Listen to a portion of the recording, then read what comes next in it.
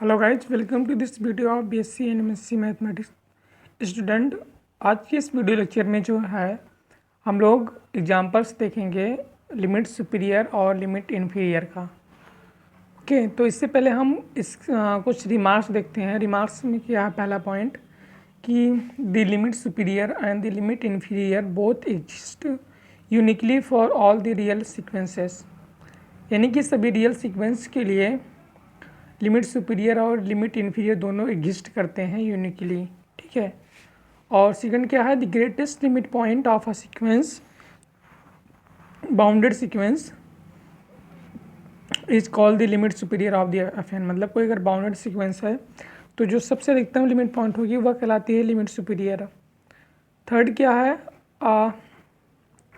The smallest limit point of a bounded sequence F N is called the limit inferior, यानी कि कोई अगर bounded sequence है तो जो उसकी लिमिट इन्फीरियर होगी वह क्या होगी, जो स्मॉलेस्ट पॉइंट होगा।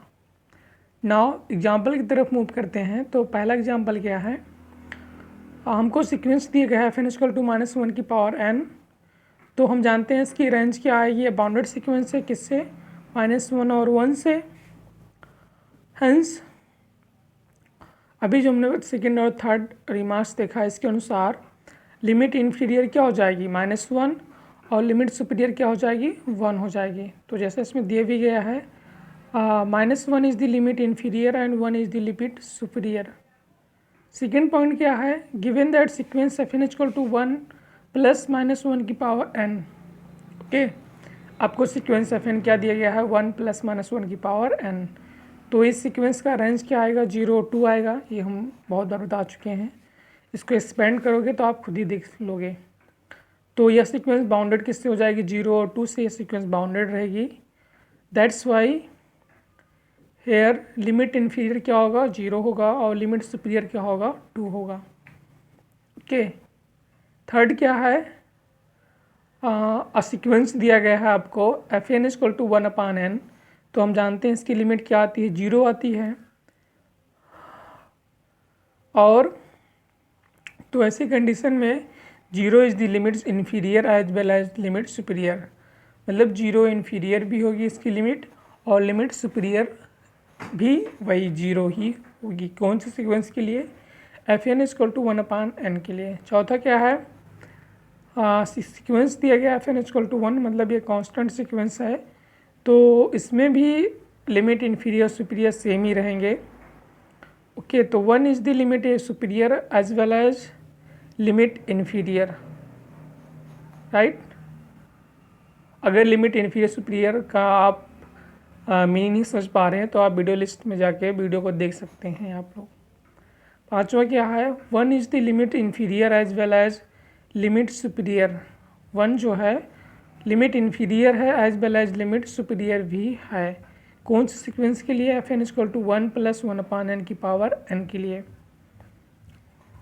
F N equal to 1 + 1/n की पावर n के लिए 1 लिमिट इन्फीरियर भी है और लिमिट सुपीरियर भी है। चौथा क्या है, सीक्वेंस दिया गया एफ एन इक्वल टू -1 की पावर n -1/n फैक्टोरियल। इस सीक्वेंस के लिए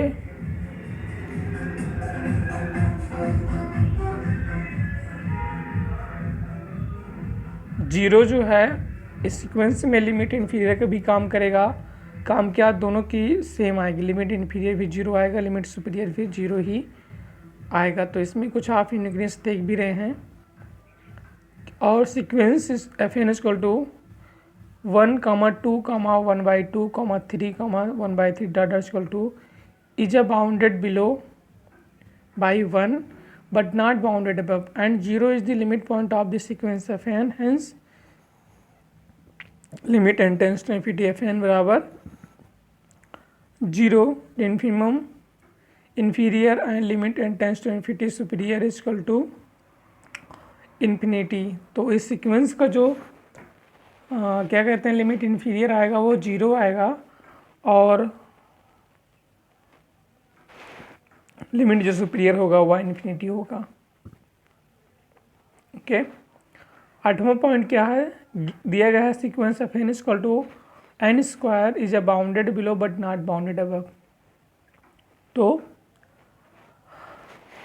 एक सीक्वेंस जो कि बाउंडेड बिलो है बट नॉट बाउंडेड अबव है, तो इस कंडीशन में लोअर लिमिट और अपर लिमिट दोनों इन्फिनिटी तरफ होंगे।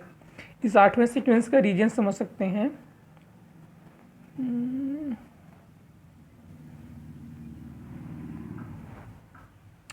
सॉरी, ये देखिए यहाँ से यहाँ पर स्टार बना हुआ है, जहाँ यदि लिखा हुआ है if a sequence F N is a bounded below then bounded below है sorry if a sequence F N is not bounded below, bounded below नहीं है तो उसकी इन्फिमम लिमिट क्या आएगी, माइनस इन्फिनिटी आएगी। ओके, और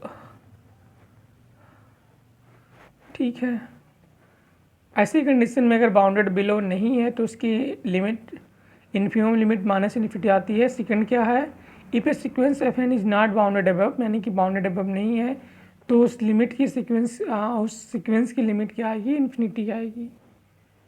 ओके,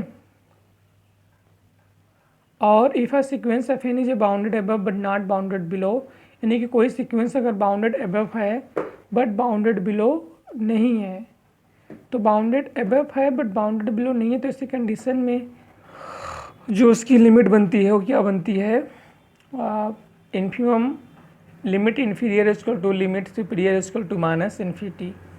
और अगर कोई सीक्वेंस बाउंडेड बिलो है बट नॉट बाउंडेड अबव, तो ऐसी कंडीशन में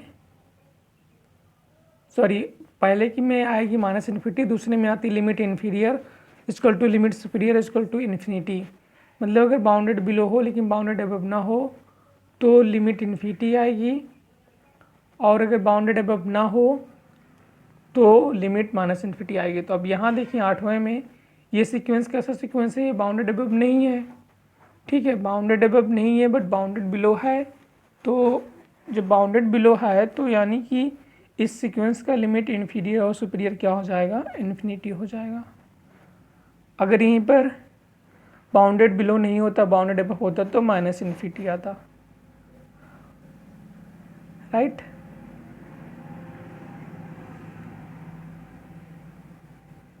इसके बाद नेक्स्ट पॉइंट क्या है,